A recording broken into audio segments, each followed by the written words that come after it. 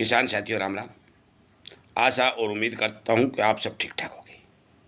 साथियों, आप सभी को पता है कि हमारे पूरे देश में डीएपी और यूरिया दोनों खादों की कमी लगातार देखी जा रही है। किसान लाइनों में लगे हुए हैं, किसानों को खाद नहीं मिल रही है। मैं आज आपको वो तौर तरीके बताने जा रहा हूं जिन तरीकों से आप डीएपी और यूरिया दोनों ही खादों की पूर्ति अपनी ज़मीन में कर सकते हैं। सबसे पहले तो मैं ये कह देता हूँ और बता देता हूँ कि आज केवल डीएपी और यूरिया के ऊपर चर्चा होगी, अन्य खादों के ऊपर अलग से वीडियो आएगा। नंबर 1। नंबर 2, यदि इस बात को आप समझना चाहते हो और आपका फ़ायदा हो, आपको कमी भी महसूस न हो और खर्चा भी बचे, तो इस वीडियो को ठीक से आराम से धीरे धीरे सुन लें ताकि आपको पूरा समझ आ जाए, क्योंकि सुनोगे तभी समझ आएगा। और मैं आपसे हाथ जोड़ के विनती प्रार्थना करता हूं कि आप इस वीडियो को अन्य किसानों तक शेयर करें ताकि उन्हें भी इस बात की जानकारी मिले और उनकी समस्या हल हो। मैं पूरा डाटा दूंगा, हर खाद का दूंगा, हर समस्या के लिए आपको वीडियो के माध्यम से जानकारी दूंगा। इसीलिए कहता हूं कि आप हमारे इस चैनल को सब्सक्राइब करिए, जुड़िए और इन बातों का फायदा उठाइए। पहले चर्चा कर लेते हैं डीएपी की, क्योंकि डीएपी एक बहुत महत्वपूर्ण खाद है। इसके अंदर फास्फोरस और नाइट्रोजन दोनों चीज़ होती हैं। नोट करने वाली बात है, फास्फोरस और नाइट्रोजन दोनों चीज़ होती हैं। पानी में घुलनशील रूप में दी हुई 35% जो फास्फोरस होती है वो तत्काल पौधे को मिलती है और पौधा जन्म से ही ग्रो करना शुरू कर देता है, तो पौधे के अंदर अच्छा फुटाव व ग्रोथ देखी जाती है, रंग अच्छा होता है। नाइट्रोजन जो है वो अमोनियम रूप में इसमें 18% दी हुई होती है। थोड़ी जानकारी ध्यान से सुन लेना। नाइट्रोजन होती है परंतु वो अमोनियम रूप में होती है। और जब हम नाइट्रोजन डालते हैं तो होता क्या है कि ज़मीन में जो बैक्टीरिया होते हैं वो उसको नाइट्रेट में बदलते हैं, फिर अमोनियम में बदलते हैं और फिर पौधा उसको प्रोटीन में बदला। मतलब ये बदलाव ज़मीन में होता है, परंतु डीएपी के अंदर ये बैग में ही बदलाव करके दे दिया जाता है ताकि आपको आपके पौधे को एक प्रक्रिया ऑटोमेटिक पूरी हुई तैयार हो मिले और वो जल्दी रिजल्ट ले आए। इसलिए डीएपी का रिजल्ट बढ़िया आता है। मैं आपकी जानकारी के लिए बता दूं कि ऑलरेडी आपकी ज़मीन में डीएपी पड़ी है, क्योंकि हमारे पास जितनी रिपोर्ट आ रही है, लैब टेस्ट रिपोर्ट करवा के देख लेना, आपकी ज़मीन में फास्फोरस की कमी नहीं है। ध्यान करने वाली बात है। आपको यदि डीएपी नहीं मिल रहा है तो आप एसएसपी सिंगल सुपर फास्फेट का इस्तेमाल कर सकते हैं, टीएसपी का इस्तेमाल कर सकते हैं, उसमें फास्फोरस होता है।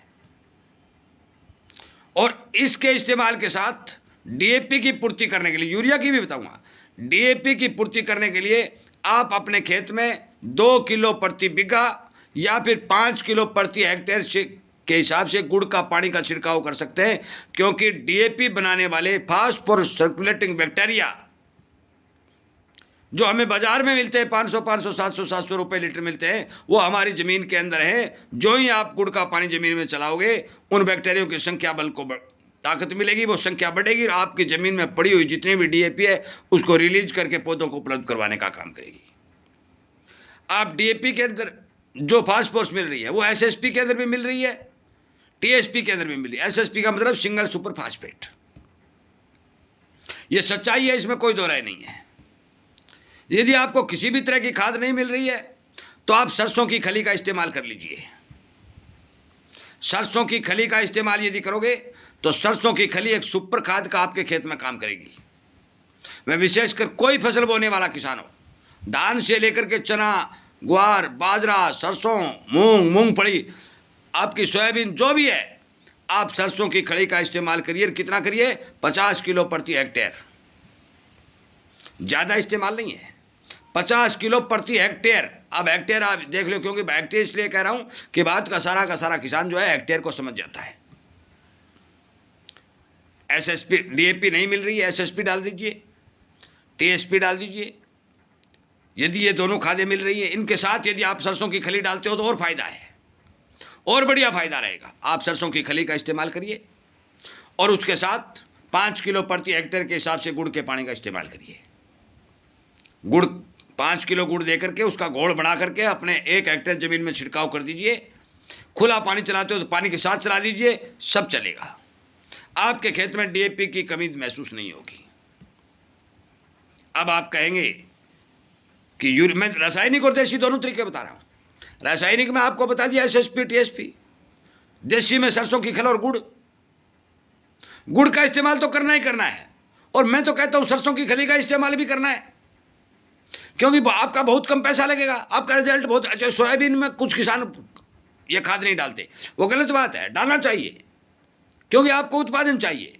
यदि जमीन से आप पोषक तत्व निकालते रहोगे वापिस उसको नहीं दोगे, तो पोषक तत्वों की कमी आ जाएगी, आपका उत्पादन घट जाएगा। ये सही नहीं है। इसलिए आप इस हमारे द्वारा बताए गए फार्मूले पर काम करिए। अब बात करते हैं नाइट्रोजन की। साथियों, रासायनिक में पहले बता देता हूं, धान को छोड़ करके धान वाले किसान अमोनियम सल्फेट का इस्तेमाल मत करिए, परंतु धान के अलावा जो भी खेती करने वाले किसान हैं वो अमोनियम सल्फेट का इस्तेमाल करके अपने खेत में सल्फर और नाइट्रोजन दोनों की पूर्ति कर सकते हैं। यह ध्यान करने वाली बात है, कोई घबराने की जरूरत नहीं, रिजल्ट फास्ट आएगा। घेरने का तरीका हम सीधा बता देते हैं। आप गीली जमीन में बुआई करते हो, उस समय छिड़काव कर दो और ऊपर बुआई करके अपना अनाज बीज दो, कोई दिक्कत नहीं आएगी, बड़ा बढ़िया चलेगा। परंतु यदि आपको अमोनियम सल्फेट में नहीं डालना है तो फिर क्या करना है? गुड़ का पानी आप डाल चुको, डालना ही है, क्योंकि एक्जोबैक्टर नाम के जीवाणु नाइट्रोजन बनाने का काम करते हैं। जब आप गुड़ के पानी का इस्तेमाल करोगे तो PSP DAP वाले भी बढ़ेंगे और नाइट्रोजन वाले बढ़ेंगे। आपकी ज़मीन में जो नाइट्रोजन होगी उसको पौधों से तक ज़मीन से खींच करके वो बैक्टीरिया पहुंचाने का काम करेंगे, पर गुड़ के पानी का इस्तेमाल करना जरूरी है। डोज में 5 किलो प्रति हेक्टेयर बता चुका हूँ। फिर भी यदि नाइट्रोजन की आप और पूर्ति करना चाहते हैं तो ताज़ा छाछ का इस्तेमाल करिए। ताज़ा छाछ, जो आपके घर में लस्सी है, फसल उग चुकी है, पीलापन दिखाई दे रही है, कमज़ोर दिखाई दे रही है, आप लगभग 10 लीटर से लेकर 15 लीटर प्रति हेक्टेयर के हिसाब से 10 लीटर से लेकर 15 लीटर प्रति हेक्टेयर के हिसाब से ताज़ा 20 लीटर प्रति हेक्टेयर भी ले सकते हैं, तो कोई नुकसान नहीं होगा। इससे ज़्यादा नहीं लेनी है। हेक्टेयर के हिसाब से आप 200, 400, 500 लीटर पानी में मिला करके उसमें 1 या 2 किलो गुड़ मिला करके पानी के साथ मिलाइए, स्प्रे कर दीजिए, आपकी फसल की नाइट्रोजन की पूर्ति हो जाएगी। आपको नाइट्रोजन बार बार नहीं मिल रही है तो आप हर 10 दिन के अंतराल पर गुड़ छाछ की स्प्रे करते रहिए, आपका नाइट्रोजन पूरा, कोई समस्या नहीं। यूरिया खरीदने की जरूरत नहीं है। हाँ, काम आपको करना पड़ेगा, हर 10 दिन बाद ये स्प्रे दोहरानी पड़ेगी। अब कुछ किसान साथी कहते हैं कि नाइट्रोजन तो मिल रही है, यूरिया तो मिल रही है, परंतु थोड़ी मिल रही है। ये भी बता दूं, जिन किसान भाइयों के पास 1 बैग यूरिया है उसका वो 4 बैग बना सकते हैं। वीडियो लंबा होता जा रहा है, मैं और बता 4 बैग बना सकते हैं। किस तरह बना सकते हैं? जो आपके पास यूरिया है उस यूरिया के ऊपर आप 3 किलो पाउडर फॉर्म वाली 80% सल्फर, जो पाउडर फॉर्म में आती है 80% लिखा होता है, कंटैक्ट फंगिसाइड लिखा होता है, वो सल्फर ले लीजिए और उस 1 बैग यूरिया के ऊपर लेप कर दीजिए। यदि आपने उस सल्फर का लेप 1 बैग 3 किलो सल्फर का लेप 1 बैग यूरिया पर कर दिया तो वो 1 बैग यूरिया आपका 4 गुना रिजल्ट देगा। क्योंकि जो ही आप यूरिया जमीन में डालते हो धूप के संपर्क में आती है, वो आसमान में उड़ जाती है और आपको बहुत ही कम मात्रा में क्वांटिटी पौधे को मिल पाती है। परंतु आप जो सल्फर के ऊपर लेप चढ़ा दोगे, उसको कोटेड कर दोगे, तो वो आसमान में वायुमंडल में उड़ नहीं पाएगी और संपूर्ण के संपूर्ण आपके पौधे की जड़ों में जाएगी। तो आप बहुत ही कम यदि खाद डालते हो तो वो भी रिजल्ट आपको पूरा दिखाएगी। अब फिर कुछ साथी कहेंगे कि हम लगातार ये स्प्रे करते रहें तो हमें यूरिया की जरूरत नहीं पड़ेगी। नहीं पड़ेगी। आप खाली ज़मीन में करिए, बैक्टीरिया बढ़ेगा, PSP बढ़ेगा, एक्जोबैक्टर बढ़ेगा, वो आपके लिए काम करेगा। आप फसलों पर करिए, हमारे छाछ में, गुड़ में, दोनों में बहुत भारी मात्रा में पोषक तत्व मौजूद होते हैं। आप सरसों की खली 2-3 किलो प्रति हेक्टेयर के हिसाब से सरसों की खली को भिगो करके 1-2 दिन भिगो करके उसके पानी को भी इसके साथ मिलाकर स्प्रे करोगे तो और बेहतर रिजल्ट आएगा। हम बहुत किसानों को करवा रहे हैं, बहुत किसान कर भी रहे हैं और DAP और यूरिया का तोड़ भी निकाल रहे हैं और ये हमें निकालना भी पड़ेगा। मैं आपकी जानकारी के लिए बता दूं, चाहे पोटास है, चाहे सल्फर है, चाहे फास्फोरस है, यूरिया है, मैग्नीशियम है, बोरोन है, तमाम जो खादें हमारे सामने जो नाम के तौर पर आ रही हैं साथियों, इन इतनी ज़्यादा भारी मात्रा में खाद की जरूरत नहीं है। पौधे के लिए 4 पोषक तत्व जो मुख्य पोषक तत्व है, कौन सा? पहला फास्फोरस, फिर नाइट्रोजन, फिर पोटास और फिर सल्फर। इन चारों पोषक तत्वों के बारे में आपको ठीक से फायदा हो और आपका खर्चा भी बचे, और यदि ये नहीं मिल रहे हैं तो आप पूर्ति कैसे करें, कम से कम प्रयोग करके भी रिजल्ट अच्छा ले। सारे वीडियो आपको मिलते रहेंगे। पोटास और सल्फर के ऊपर एक अलग से वीडियो बना करके आपको और जानकारी दे दी जाएगी।